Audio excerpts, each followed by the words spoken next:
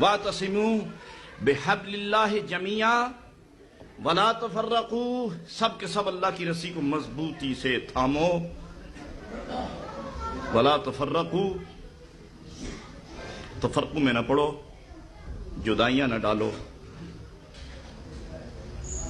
ٹکڑوں میں نہ بٹو.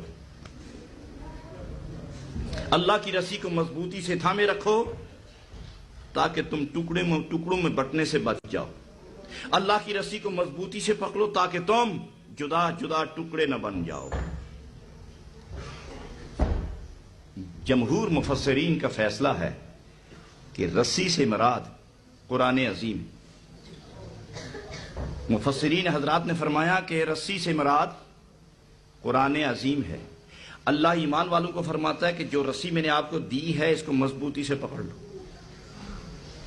یہاں ایک بات ذہن میں رکھنی ہے، وہ یہ کہ اللہ نے قرآن عظیم کو رسی سے تشبیہ دی، اور رسی کے دو سرے ہوتے.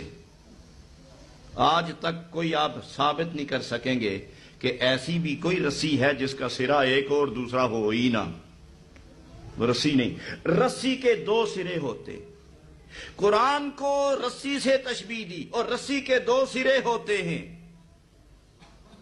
آج یہ سوچنا ہوگا کہ پہلا سرا کہاں ہے اور دوسرا کہاں ہے، اور ہم نے اس رسی کو پکڑنا ہے پہلے سرے سے پکڑنا ہے، دوسرے سرے سے پکڑنا ہے، یا درمیان سے پکڑنا ہے. اس رسی کو ہمیں پکڑنا ہوگا تو پکڑنا کہاں سے ہے؟ تو یہ رسی اس کے دو سرے ہیں، ایک سرا اللہ کے ہاتھ میں، دوسرا رسول اللہ کے ہاتھ میں ہے. اور جس رسی کو اللہ اور اللہ کے رسول نے پکڑ رکھا ہے اس کے متعلق حکم ہے کہ تم پکڑو مضبوطی سے، درمیان میں تم آ جاؤ. تم درمیان سے پکڑ لو مضبوطی سے، تاکہ اگر آگے نظر آئے تو خدا نظر آئے اور پیچھے مصطفیٰ پشت پناہ ہوں، اور نبی کی طرف نظر جائے تو نبی رہنما ہو، خدا پشت پناہ ہو. تو گویا ایک طرف خدا اور ایک طرف مصطفیٰ، درمیان میں امت محمدیہ. تم مضبوطی سے پکڑ لو. اور یہ بھی یاد رکھنا کہ پکڑنے والے جو ہیں نا، یہ جن کو حکم ہے انسان، یہ تین قسم کے لوگ ہیں. ایک وہ ہیں کہ جو دیکھتے ہیں اور پکڑتے نہیں، ایک وہ ہیں کہ ہاتھ رکھ لیا ہے مگر پکڑا نہیں، اور ایک وہ ہیں جنہوں نے پکڑ لیا اور مرتے دم تک پکڑ کے ہی رکھا ہے. یہ تین قسم کے لوگ ہیں. ایک وہ جنہوں نے صرف دیکھا ہے پکڑا نہیں، جنہوں نے دیکھا رسی کو پکڑا نہیں، یہ سب کے سب کافر ہو گئے. یہ سب، اور جنہوں نے صرف ہاتھ رکھا ہے اور مضبوط نہیں کیا، یہ سب منافق ہیں. سمجھے آپ؟ جنہوں نے ہاتھ رکھا مضبوط نہیں پکڑا، یہ سب منافق ہیں، اور جنہوں نے پکڑ لیا اور مضبوط تھام لیا، یہ سب مومن ہیں. ان ایمان والوں کو اللہ نے فرمایا تم مضبوطی سے پکڑ رکھنا، اس لیے کہ جب کھینچنے والا کوئی کھینچے گا تو ایسا نہ ہو کہ رسی ڈھیلی ہو تو رسی چلتی رہے تم وہیں رہ جاؤ. مضبوطی سے پکڑنا، اس لیے کہ کھینچنے والے ہم دو ہوں گے. رسی اگر تیرے ہاتھ میں رہی، رسی تیرے ہاتھ میں رہی تو جب میں کھینچوں گا نبی پشت پناہ ہوگا، چلتے آؤ گے، اور جب نبی کھینچے گا میری رحمت ساتھ ہوگی، چلتے رہو گے. اور اگر گرفت کمزور رہی تو جہاں رہو گے وہیں کھڑے رہو گے، رسی چلتی رہے گی. اب اپنے دل و دماغ سے پوچھو کہ رسی کتنی مضبوط ہے، ہم رسی کے ساتھ چل رہے ہیں یا رسی تنہا چل رہی ہے اور ہم جہاں ہیں وہیں ہیں؟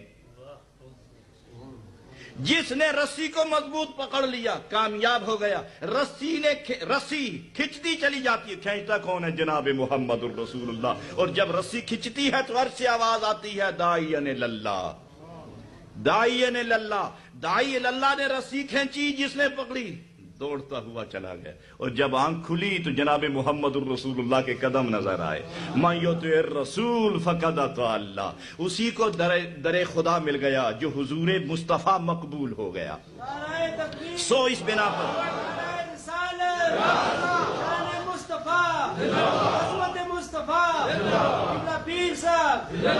اس بنیادی نقطے پر توجہ مرکوز فرمانے کے بعد آپ یہ فیصلہ کر لیں کہ قرآن کو سینے سے لگانا ہے، قرآن پر عمل کرنا ہے. رسی جدھر سے روکے گی رک جائیں گے، اور جدھر ہمیں لے چلے گی، چلتے رہیں گے۔ جو اللہ نے جس سے منع فرمایا رک جاؤ، جس پر چلنے کا حکم فرمایا چل پڑو، جدھر سے نبی پاک نے روکا ہے رک جاؤ، اور جدھر چلنے کو حکم فرمایا بے سوچے بغیر نتیجہ دیکھے چلتے رہو، اسی میں عظمت ہے، اسی میں خیر ہے۔